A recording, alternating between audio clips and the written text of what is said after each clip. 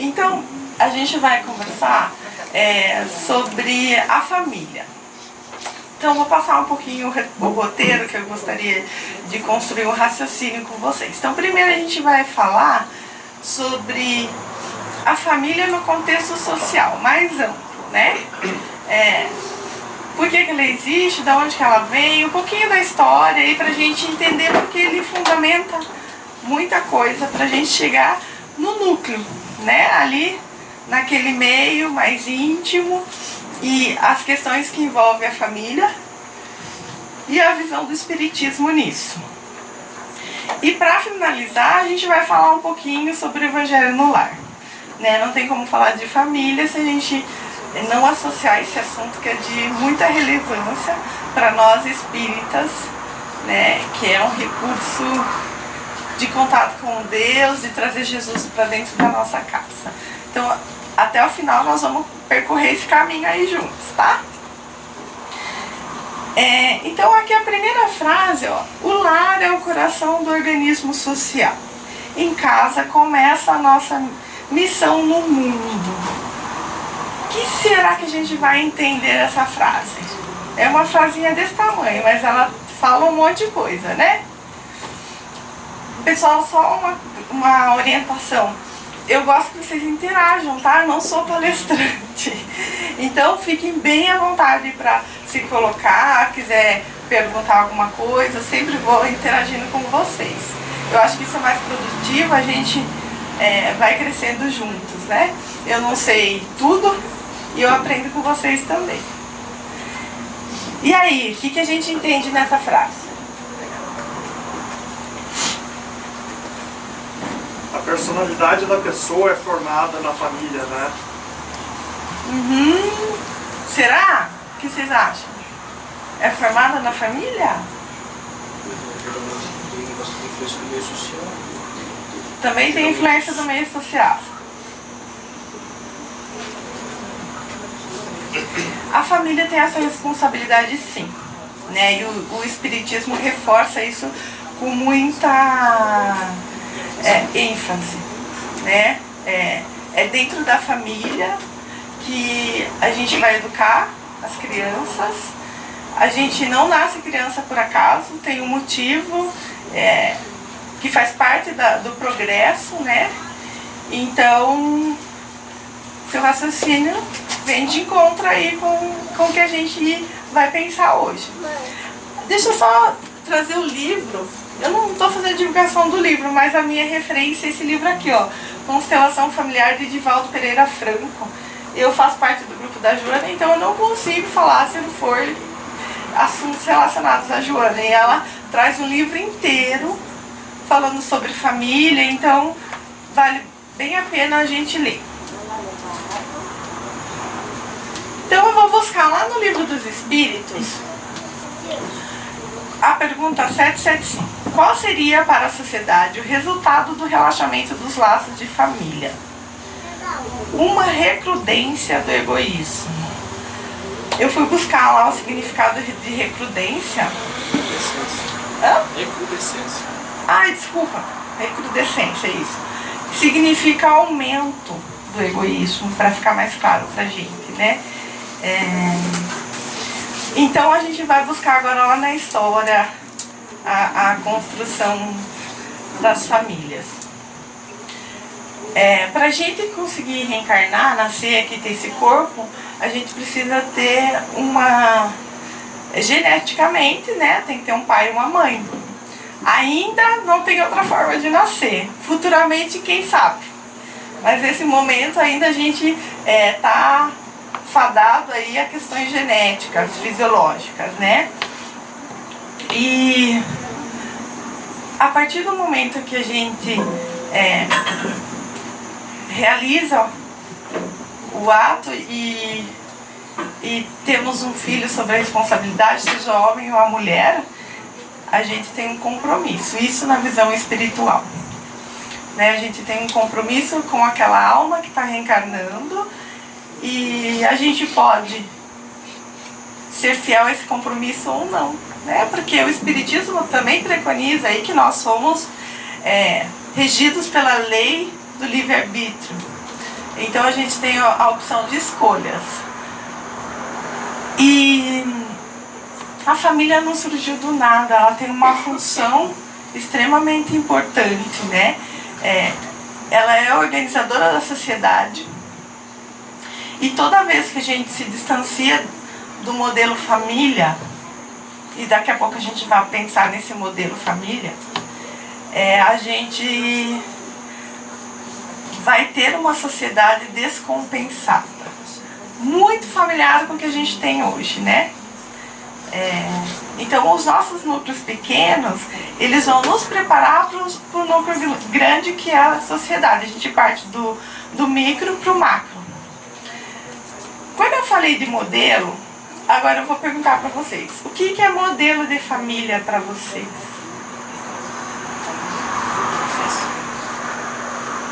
Depende, cada um tem a sua família, né? A minha família, por exemplo, eu tenho uma família que tem bastante gente. Mas a família da minha noiva, que está do lado, né? A família dela é ela e a mãe dela e a avó dela. Mas eu acredito que família é aquele laço que você tem com a pessoa, né? Você tem aquela base estrutural desde que você cresceu, as pessoas que você viu desde pequeno crescendo, que você tem como exemplo, como a gente tinha comentado. Muito bem, você falou do eixo fundamental da família. Mas vou deixar os demais falar antes de complementar a tua fala. O que mais? O que vocês entendem de modelo de família? Acho que é onde existe, né, amor, respeito, né, que ajude, né, no crescimento de todos os membros, né, independente do que eles sejam, né, onde existe um lugar de amor, de crescimento, né, de respeito, de carinho, de cuidado. Você falou da missão da família. Essa é a missão da família. Que às vezes não é assim, né? Às vezes na prática. Isso, nós vamos falar disso também. E os demais? Pode falar tudo que está borbulhando aí na mente. A gente não vai julgar ninguém, não. É que a gente tá para pensar. E ninguém vai falar assim, que o modelo de família é um homem e uma mulher, é 2 homens, é 2 mulheres. Tá todo mundo pensando e ninguém tá falando, Mas eu né? acho que já pode ser. Sim, né? Quando a gente fala em modelo de família, é lógico que tem uma... biologicamente, para ter um filho, tem um homem e uma mulher. Mas hoje em dia a gente tem as adoções, né? E não necessariamente precisa ser nesse perfil. Eu volto lá na fala dele, que é o eixo da afetividade. Né? O que rege o núcleo familiar é a afetividade e a sua missão, que é de educar aquelas pessoas. Quando a gente está num grupo de pessoas convivendo junto, seja ela reunidas biologicamente ou não, tá? Porque às vezes a gente pode ter famílias que não são irmãos, mas são famílias. A gente já vai falar da família espiritual e a família aqui, carnal, né? Então, o que vai reger essas relações é a afetividade e o nosso papel, o nosso compromisso com um com o outro é impulsionar o crescimento do outro. Tarefa difícil, né? A gente tá ainda dando conta da nossa, ainda tem que ajudar o outro, né? Mas olha lá, o aumento do egoísmo tem tudo a ver com o que está falando lá no Livro dos Espíritos. Então, a gente tem que se preocupar muito da gente não perder as nossas famílias, porque quanto mais desorganizadas as famílias estiverem, e quando eu digo desorganizada não significa o modelo lá padrão, né? Não é isso. Porque as pessoas podem dar conta de outra forma. Mas eu digo desorganizada nos afetos, nas relações. A gente vai ter uma sociedade desorganizada. Então quando a gente fala, nossa, esse mundo está perdido, e hoje é uma sensação meio que da maioria das pessoas, né? A gente, antes de falar do que a gente está vendo lá na rua, a gente tem que ver como está a nossa casa. Se a gente quer uma sociedade em paz, harmônia, a gente tem que aprender a viver no núcleo pequenininho, né? Em comunhão, em amor, cumprindo essa tarefa de um ajudar o outro, que é bastante difícil ainda, neste momento que a gente vive. Porém, muito em breve, as nossas famílias serão famílias mais saudáveis. Isso tem a ver com o nosso processo evolutivo. Serão famílias que vão se ajudar, o amor vai reinar, né? Isso é quase que uma promessa. E falta muito pouco, gente. A gente está aí num período muito crítico de transição e isso vai acontecer. Então é até uma sementinha de esperança para todo esse caos que a gente está vivendo. Pra gente, é quase que para vir a calmaria tem que vir a tempestade, né? Então a gente está vivendo a tempestade. Mas a tempestade, ela tem uma função muito importante. Ela está tirando todos nós do comodismo, né? Que bom! Porque está nos fazendo pensar, está nos fazendo olhar, refletir. Com esse assunto básico que eu trouxe aqui do modelo de família, a gente já tem um monte de reflexão, né? Que a gente vê na novela, vê lá fora, e não tem como a gente não pensar. Então, esse caos que a gente está vivendo, ele é para nos fazer crescer e avançar. E apesar das aparências, às vezes, da sensação de que está tudo perdido, não está tudo perdido, gente. Está tudo da forma como deveria estar. E o final vai dar tudo certo. Nós vamos conseguir chegar na etapa que nós almejamos aí do processo evolutivo, que é chegar ao nível aí de mundo de regeneração.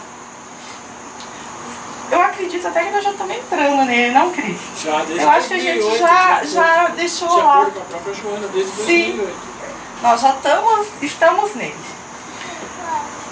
Então, vamos lá. Eu trouxe essa foto, gente, que era pra gente pensar um pouquinho quem são essas famílias, mas a gente já falou, né, sobre isso, então eu vou passar para o próximo. Na família é que nós encontramos as nossas melhores companhias. Vocês concordam? Sim? É real isso? Mais ou menos. Mais ou menos? Por que será? Vamos falar um pouquinho sobre isso. Ao invés de ser as melhores, será que não é aquelas que precisamos? Exatamente. Né? Talvez não sejam as melhores, mas é aquelas que nós precisamos. Isso depende muito da convivência, né? E Sim. às vezes nem tanto, nós podemos basear na família. Nós fazemos um amigo, fazemos um vizinho, um exemplo do outro, que às vezes nós temos condições que nossa família não dá essa condição. Então nós temos que basear em outras famílias. Muito bem. Então nós vamos falar da família espiritual, né, e o parentesco aí corporal.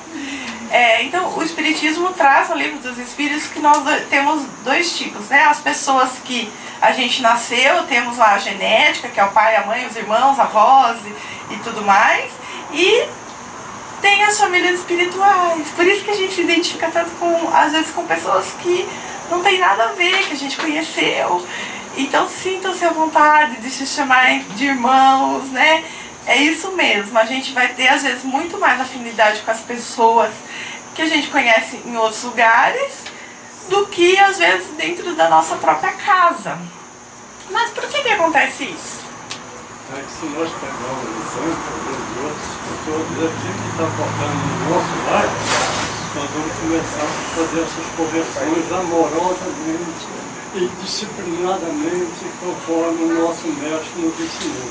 Que é através dessa compreensão que nós vamos pegar o que tem de certo no outro, é que nós vamos localizando, corrigindo e vamos para a família espiritual. Isso. Na verdade, o fim de todos nós é todos nós somos irmãos, né? O fim ou o começo, seja lá qual for a interpretação que vocês vão dar. Mas no núcleo familiar ali, normalmente genético, a gente encontra as almas que muitas vezes a gente tem algum acerto de contas, né?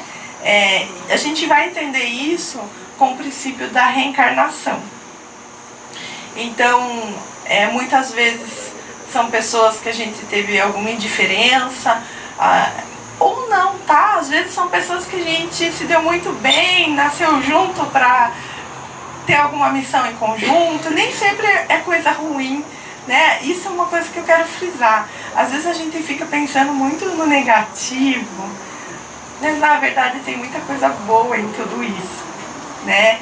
Então, tem sim as pessoas que têm diferença, têm os acertos, mas a gente pode transformar esse sentimento de diferença numa relação realmente afetuosa, onde vibre o amor, e é essa a função de estarmos reunidos com essas pessoas, é fazer essa transformação. Não é difícil fazer isso. Vocês acham estranho ouvir isso?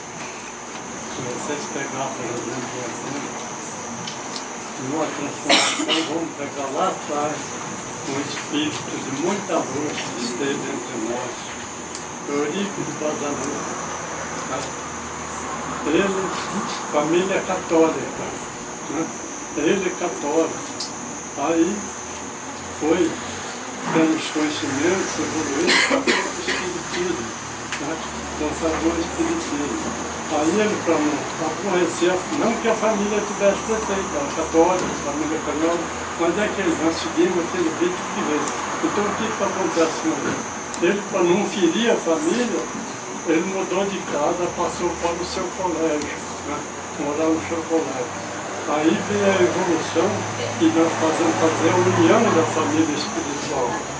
O pai mandou a mãe para que convencesse ele e abandonasse aquilo e voltasse para casa. Aconteceu o inverso. Foi a mãe que foi convertida e converteu toda a família. Hoje é uma família espiritual. Isso mesmo. E nós aqui no Centro Espírita somos uma família espiritual, né? Conforme quem já convive aqui, a gente vai, esse sentimento de irmandade, ele realmente vai crescendo entre nós, né? E isso é muito bom, né? A partir do momento que a gente se olha enquanto irmão, a gente cuida um do outro, né? E é isso que nós, enquanto sociedade, vamos chegar um dia. E a outra coisa que nós também eu citei um exemplo de um padre que se transformou, que ele era um espírito de Deus. Mas também pode acontecer que seja um evangélico que se concentra e leva a família para a religião evangélica. Pode ser um católico que leva, pode ser um budista. Nós não podemos censurar, que cada um tem sua missão na Terra. Sim. Seu Elias, acho que eu vou pedir para o senhor sentar aqui e eu vou pôr o microfone. Nós estamos fazendo compartilhado, assim fica mais fácil para todo mundo ouvir. Né? Eu acho que o senhor Elias trouxe uma coisa interessante, apesar de não ter a ver e tem a ver, pensar um pouquinho. A verdade, gente, é uma só. Nós, humanos, é que rotulamos, né? Espírita, católico, evangélico, lá. Na verdade, é tudo uma coisa só. E o final também vai dar tudo no mesmo lugar. Então, como ele disse, não importa. Se estiver chegando no amor, nós estamos no caminho certo. O rótulo é o de menos. Né? Então, bem legal essa colocação. Porque nós olhamos no Espiritismo e falamos assim, o Espiritismo não tem falha. A falha é dos espíritos. Eu avanço um pouquinho mais. Religião nenhuma tem falha, a falha está no religioso. Porque se nós aplicar o que Jesus ensinou, seja que a religião for, nós estamos aproximando, conforme ele nos ensinou desse dia de aperfeiçoamento, de um mundo cordial. Se nós, por exemplo, estamos dizendo que vem muitas orientações que o Espiritismo será a religião dominante, nós olhamos que nós somos um cisco ainda nas religiões. Tá? Somos um cisco ainda nas religiões. Vamos chegar lá. Mas também se for o evangélico, se for o catolicismo, o que nós vamos fazer? Abraçar com amor. Muito bem. Então aqui, ó, lendo a sequência, não existe na família acaso. Né? O Espiritismo nos traz que a gente nasceu com a mãe certa, com o pai certo, com os irmãos certos, casamos com a pessoa certa. Então, Ó, o marido levantou o braço lá atrás.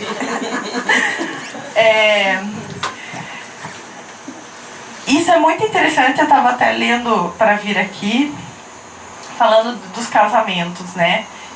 O que atrapalha a realização aí dos planos reencarnatórios. Então, quando a gente vai nascer, existe lá uma equipe de espíritos que tem um carinho enorme por nós, e em conjunto conosco a gente planejou nossa reencarnação, né? Então a gente fez um mapeamento mesmo. Minha mãe vai ser fulano, meu pai vai ser ciclano, né? A convivência com esses são para tal coisa. Nessa encarnação o objetivo é ganhar tal sentimento, é trabalhar tal atitude, né? Por isso que tem os grupozinhos lá. E aí já se planeja, fulano vai casar com ciclano. E vocês acham que isso se concretiza? A gente tem livre-arbítrio. Muito bem, ó, esse tá nota 10. Isso mesmo, gente. Eu gosto muito de usar a comparação com o GPS, né? Quando a gente sai de casa, a gente põe lá a rota. Mas às vezes a gente muda. E daí ele fala, reprogramando o trajeto. A gente tem o livre-arbítrio e muitas vezes o que a gente planejou muda no caminho e não se perde uma encarnação porque aquilo que tinha sido almejado não está acontecendo. Aproveita-se tudo, né? Então, se por um acaso o espírito tomou algum outro rumo, e isso acontece com bastante frequência ainda, aquilo vai seguir, vai se mudar o projeto, não vai ser perdido, né?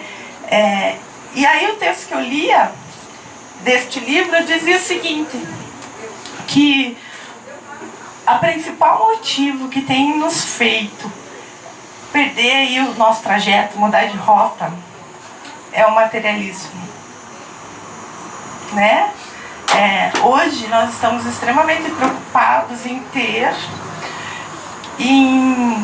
sentir prazer ao máximo e estamos esquecendo das coisas espirituais, né? E esses planejamentos fazem parte das coisas espirituais, e quando por um momento às vezes impensado a gente toma alguma atitude, a gente muda o trajeto, né? Então um exemplo, até eu estudei essa história, nem sei da onde, quando eu era bem menina na juventude lá, que o moço tinha um planejamento reencarnatório de se casar. Era para ele estudar medicina e se casar aos 30 anos.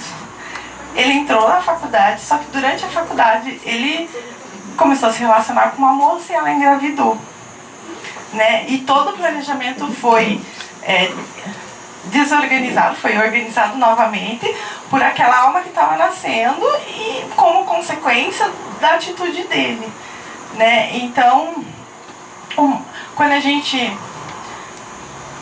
tem alguma dúvida de como seguir a nossa vida, se sintonize com o seu espírito protetor, porque ele sabe exatamente do mapeamento. Talvez você não tenha consciência, mas se você se sintonizar, você começa a ter consciência. Você sabe quando você está indo no caminho que não era para ser.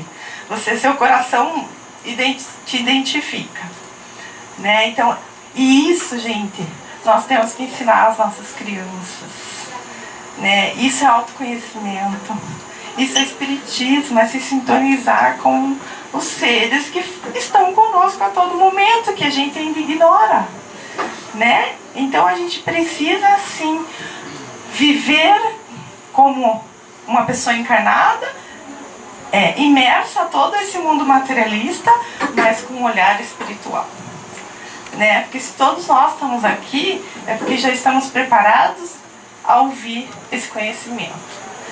E lembre-se, quanto mais nos será dado, mais nos será cobrado. Porque nós temos nossos mentores espirituais, nós temos nosso anjo da guarda, né? E o que acontece? Às vezes nós vamos fazer certa decisão e modificamos, porque tem alguém por trás de nós fazendo essas intuições.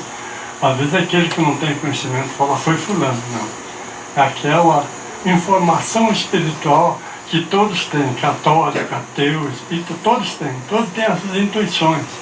Felizmente quem está no espiritismo capta melhor, mas todos nós temos essas intuições, esses auxílios espirituais. A mediunidade não é propriedade do espiritismo.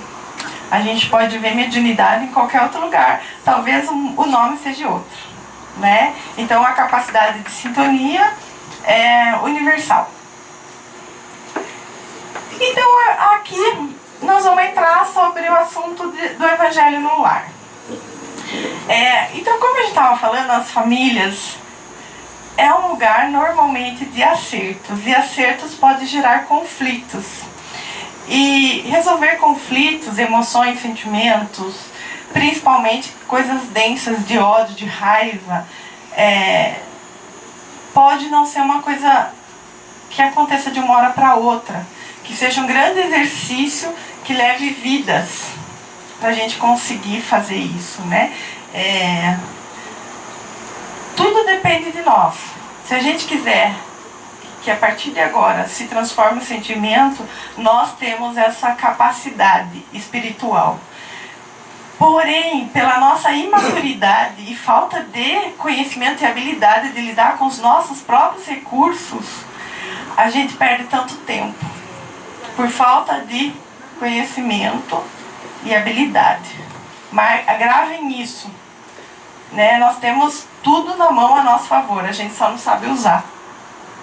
E às vezes a gente precisa, sim, para conseguir emitir um sentimento de amor a alguém, por qualquer história que houve no passado, de muitas vidas. Às vezes não é uma.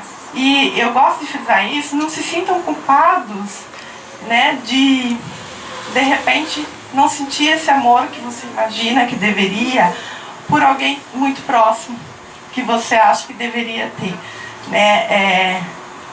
Nesse momento, esse peso da culpa não vai ajudar muito. Então se permitam a construir esse caminho no tempo de vocês. E o tempo de vocês é único, não existe tempo igual. E Deus é maravilhoso, misericordioso, e Ele nos dá o tempo que a gente precisar. Seja uma vida, 2, 10, 100. A gente pode usar o tempo que for.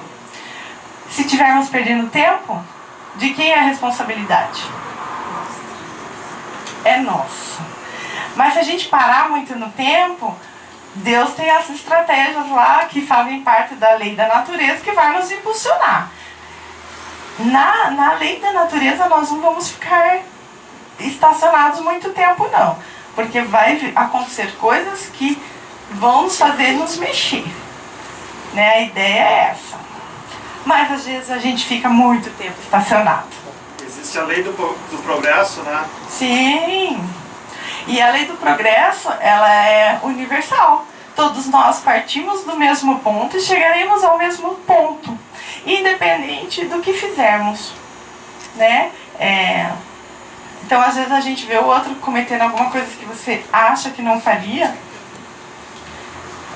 ele vai ter os mesmos direitos que você, só que o custo de cada ação é de cada um que fez. Não tem pai que paga, não tem mãe que paga. Quem resolve seus problemas é você mesmo, né? Essa é a lei divina.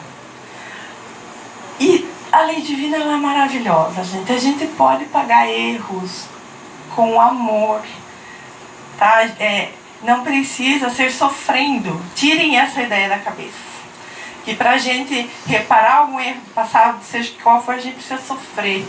Não, isso não é real, né? Essa ideia de karma, de ficar... Desconstruam.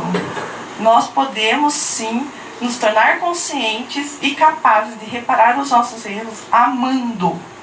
Começando amando a nós, para depois a gente conseguir amar o outro, né? Então, isso é bem importante. Você tem que levar em consideração que o sofrimento é um aprendizado que nós temos, que o Pai nos transmite. nós naquele momento nós ficamos no desespero, mas como nós ultrapassar aquele problema, nós vamos ver que aquilo foi a maior aula que Deus nos deu para nós ultrapassarmos. Então agora eu quero oferecer para vocês um recurso infalível. Eu digo infalível porque eu vivo isso na minha vida, é até um depoimento pessoal, que é o Evangelho no Lar. Quem aqui já faz Evangelho, já ouviu falar? Levanta a mão, só para eu ter uma noção. Muito bem. Então, o Evangelho no Lar é uma orientação que os Espíritos nos dão. E eu gosto de pensar que é uma forma da gente trazer Jesus para dentro da nossa casa. O Evangelho no Lar é um momento que se reúne as pessoas para fazer uma leitura do Evangelho, uma leitura edificante, que seja uma leitura com bons princípios. E fazer oração junto. Parece tão simples, né? Também não é. Mas pode ser. A orientação é escolher um dia da semana, marcar com as pessoas que concordam em fazer isso. Aí se ninguém concorda na casa, não dá pra fazer? O que vocês acham? Dá pra fazer sim. Dá pra fazer sozinho. Sozinho. Vamos pensar que eu falei lá que nós somos seres rodeados de espíritos. Quem acha que está sozinho está enganado. Nós nunca estamos sós. Nós somos acompanhados de bastante irmãos. De todos os tipos. A gente sintoniza com quem a gente quiser. Por isso que o bom pensamento atrai bom pensamento. Se nós tivermos o pensamento bem, os espíritos mais evoluídos de luz nos aproximam e nos auxiliam. Se nós atrasar nosso pensamento, são os espíritos sofredores que vêm unir nós. Não é que eles estão fazendo mal, eles estão precisando de auxílio. Então, por isso que o pensamento nós temos que ter. Vamos verificar sempre nos ensinamentos de Jesus no seu final, quando ele fala para o Pai, né? Pai, se quiser, posso retirar esse cálice amargo da vida. Na mesma hora ele reflete. Mas seja feita a sua vontade, não a minha. Porque ele tomou aquele cálice para nos salvar. E até hoje nós não compreendemos. Isso mesmo. É só um adendozinho bem rapidinho, a questão do semelhante, né? O pensamento semelhante atrai outro semelhante. Aí eu gosto, quando a gente começa a falar em pensamento, em espiritualidade, eu gosto de trazer essa ideia, porque ela faz a gente pensar também. Espiritualmente, a forma de comunicação é como? Mental. Como? Mental. Mental. Isso. Encarnados a gente fala. Espiritualmente, depois que a gente estiver no estágio de consciência, a gente não precisa mais falar. A gente se comunica como os espíritos nos intuem hoje. Então significa que, sabe aquele pensamento que a gente tem, mas não fala? Lá no mundo espiritual não existe. Você pensou, o outro captou. Então lá não tem enganação. Então vai juntar em você quem pensa exatamente igual. Porque lá nós somos um livro aberto. E todo mundo vai captar. Isso é pra gente pensar mesmo. Então se a gente quer chegar lá bem, né? Vamos começar já a exercitar aqui para facilitar depois quando a gente desencarnar, né? Olha, se ele não quer perder das suas ovelhas. Ele vai recuperar tudo. Nós não estamos muito estambelados, mas nós vamos chegar tudo disso. Nós vamos superar essa fase e chegar lá, conforme o Pai nos ensinou. A gente está engateando ainda, mas a gente vai crescer. A gente está crescendo. Não podemos se pegar as coisas mais difíceis. A gente já pode se pegar as coisas boas aí. Então eu quero frisar, orar significa significa entrar em comunhão com Deus para absorver as energias refazedoras e podermos transmutar os sentimentos em desequilíbrio. Somente conseguimos entrar em comunhão com a nossa própria essência, em conformidade com o que diz o Livro dos Espíritos. Então, gente, é outro recurso que a gente usa muito pouco. Se a gente não está bem, a gente não precisa de ninguém, a gente só precisa de nós mesmos, né? Sabe aquela oração de corpo e alma que a gente faz lá em qualquer lugar que a gente se conseguir? É um recurso infalível. A gente muda de sintonia, a gente já se sente bem, né? E aí a gente não precisa ficar pegado a ficar vindo no centro, tomar passe. É bom o passe, é ótimo o passe. Mas ele não precisa ser no centro que eu ia antigamente, eles falam, nós temos passe. Né? Toda vez que é no centro tem que tomar passe. Na verdade, não. A não ser que a gente esteja num tratamento especial, e a gente tem o benefício que a nossa casa é pequena, mas imagine se aqui tivesse 200 pessoas. Como que a gente daria passe em todo mundo? Né? A gente dá passe em todo mundo hoje porque nós somos um grupo pequeno e a gente dá conta disso. Mas em casas maiores tem que se pensar nisso, né? E a gente usa pouco a oração. Aquela oração bem feita, de coração, que a gente consegue sintonizar. E a gente precisa de nada, só do desejo de querer estar com Deus.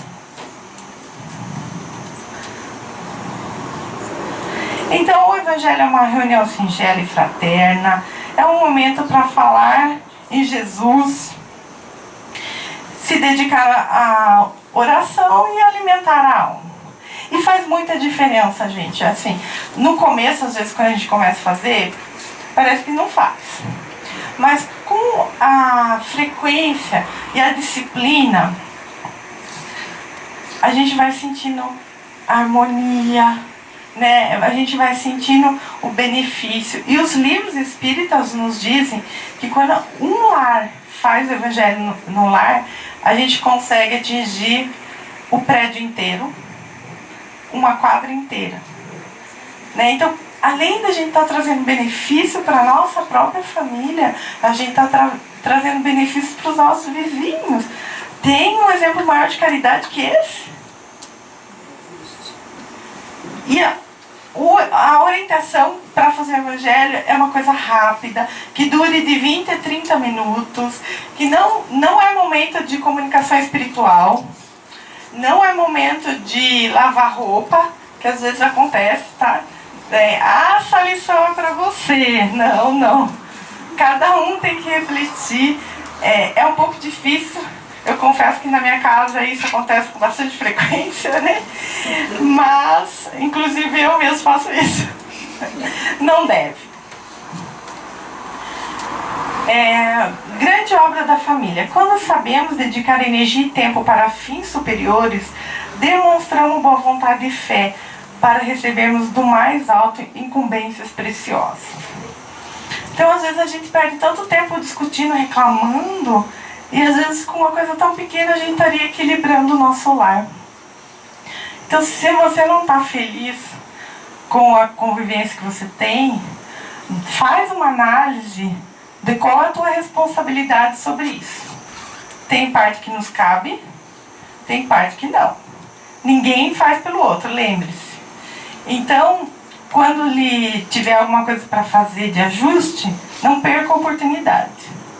Quando não tiver, não deixe a fé se abalar e mantenha. Que a tua fé vai ajudar o outro a crescer. Lembra o papel da família?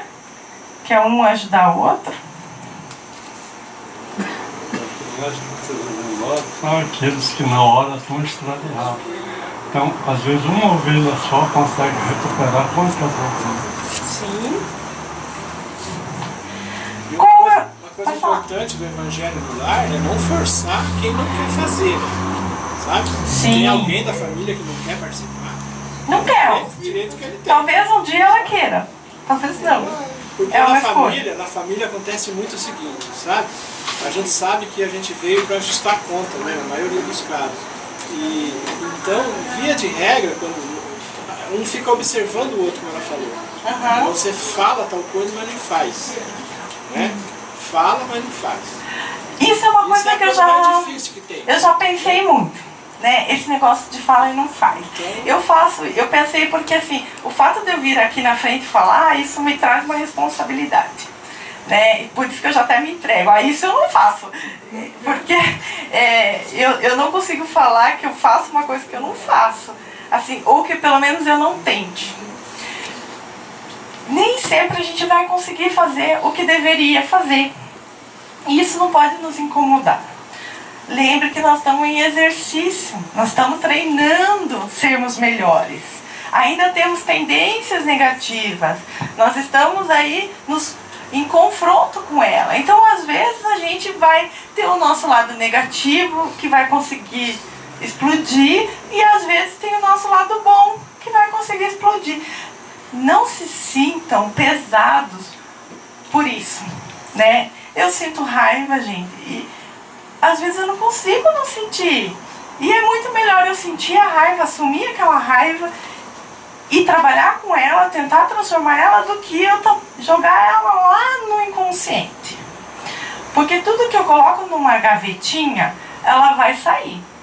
Só que às vezes ela não vai sair como raiva, ela vai sair como um sintoma, uma doença, alguma dificuldade. E aí até a gente conseguir fechar o quebra-cabeça e conseguir entender que eu estou com depressão por causa disso, vai, às vezes, reencarnações. Então, se tiver a oportunidade de trabalhar um sentimento, não percam, né? Trabalha. Não bota na gavetinha, nós somos campeão, a gente adora colocar lá no nosso porão. Mas se pudermos trabalhar agora, não deixe para amanhã o que você pode fazer hoje. Pra mim, porque o custo é alto. 23 anos, 24 anos fazendo evangelho no lar, eu melhorei 10% da minha paciência. Já tá bom. Tá bom? Uma coisa interessante, a criança pode participar? Pode, tá? Deve participar. Deve, criança, idoso, todos que estão na família. Chegou visita, não faz? Faz! Só na visita? Convida para vir junto. Se eles não quiserem fazer, eles aguardam, né? Exatamente. Viajou, não faz? Ixi, isso eu tô falhando, gente. Ultimamente eu viajei. Ai, o evangelho era ontem. Não importa onde você esteja, Sim. naquele dia, naquele horário. Se chegou alguém, é porque ele precisa daquele. Exato, talvez seja o momento da pessoa. Só tem uma coisa, pessoal. Quando vocês forem iniciar o Evangelho no Lar, não estranhe que vai tocar telefone. Vai acontecer de tudo. Vai acabar a luz. Vou te chamar para churrasco. Sabe? Vai acontecer um monte de coisa para você não fazer. Isso, vai acontecer. Mas vocês serem persistentes. Não, independente do que acontecer, eu vou fazer. Persistam. O Evangelho não é só para as pessoas que estão ali encarnadas. Como eu falei, os irmãos espirituais que estão ali, eles também vão se beneficiar. Então, vai que numa dessas a gente tem um obsessor, né? Pode ser. Ele vai participar. O obsessor, ele vai onde a gente vai, né? Se a gente vem aqui, ele está ouvindo a palestra. Nem que seja com uma energia, a força, vai estar. Não, eles vão. Se eles nos acompanham, eles participam. Exatamente. E eles vão mudar na medida que a gente conseguir mudar também, né? Se melhorar. Então eu vou mais rapidinho aqui porque nosso tempo está curto. Então o Evangelho, ele vai nos ajudar a mudar o nosso padrão vibratório, sentimentos e pensamentos. Forma a defesa magnética da nossa casa. Defesa do quê? De influências negativas. Isso é real, gente. É como se tivesse uma energia. A nossa casa, ela vibra conforme as pessoas que moram lá, né? Se a gente conseguir fazer o Evangelho, fazer essa proteção, vai entrar as pessoas que tiverem sintonia com esse padrão energético. Se a gente vibrar pensamentos negativos, vai entrar as pessoas que têm aquele pensamento negativo. É a lei de atração. Renovando o ambiente espiritual com energias positivas que estimulam todas as ações benéficas. Em especial, se tiver algum doente na casa, isso é um momento de tratamento da equipe espiritual. é uma verdadeira segurança espiritual que passa a funcionar em benefício de todo o grupo. Tem relatos que os nossos espíritos protetores aproveitam o momento do evangelho para nos intuir, né? Porque sabe que ali a gente vai estar numa vibração mais preparada. Então eles vêm, por isso a importância da gente escolher um horário e ser fiel a esse horário. Porque a equipe espiritual vem ali, nos dá passe, nos faz tratamento, né? E a equipe espiritual é muito comprometida, como nós. Disciplinada, né? E disciplinada. Então, assim, se a gente faz uma semana, na outra não faz, eles vão assumindo outro compromisso. Eles vão ser fiel a partir do momento que a gente tiver a fidelidade, né? Porque para eles o tempo é muito importante. Mas é bom ter um horário específico. A orientação é ter. Não. Dia e horário, dia Fixo. sempre o mesmo dia, o mesmo horário. Isso. Certo. Então, tipo, por exemplo, domingo, 9 horas da manhã. Sempre domingo, 9 horas da manhã. O horário pode ser qualquer um. Vínculo com a espiritualidade naquele horário. Quando for fazer, se na hora a pessoa se encontrar sozinha, leva aquele pensamento para todo. Se ele puder levar esse pensamento até para o planeta, para o globo, é uma felicidade. Que ele ali está representando uma multidão de espírito evoluído. É através dele que vai essas energias, e aqueles que estão em boa sintonia vai captando. Os que estão mais em sintonia vão se melhorando. Muito bem. Sempre fazer em voz alta, independente se você está fazendo sozinho, faça em voz alta. Ah, muito lembrado. Reze em voz alta, leia em voz alta. Sempre. E em voz alta por quê? Por causa dos irmãos inferiores. Lembra que o espírito desencarnado que estiver muito ligado à matéria, para ele entender, ele vai precisar ouvir. Por isso que às vezes tem que ter o médium lá incorporar o espírito, porque ele não consegue, ele precisa das coisas materiais, né? Então, leia em voz alta para aqueles irmãos inferiores que precisam, ou em sofrimento, ou às vezes em desconhecimento, às vezes não está nem sofrendo, só não está entendendo o que está acontecendo. Gente, assim, teria mais coisas para a gente falar, mas nosso horário está bem em cima. Então, quem tiver interesse, procure na internet, tem os roteiros explicativos, é muito fácil. Aqui na casa a gente também tem alguns panfletinhos, o pessoal aí, se tiver dúvida, quiser perguntar para alguém, para mim também, depois que acabar, a gente está à disposição para explicar para vocês. Mas é o equilíbrio da nossa família. Então, se é lá as nossas maiores dificuldades, a gente tem que começar a exercitar isso para a gente chegar aí numa sociedade harmoniosa e de amor entre todos nós. Obrigada pela atenção de vocês.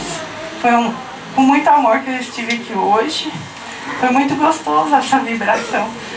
Estava ardente até de tanta energia. Obrigada. Nós agradecemos.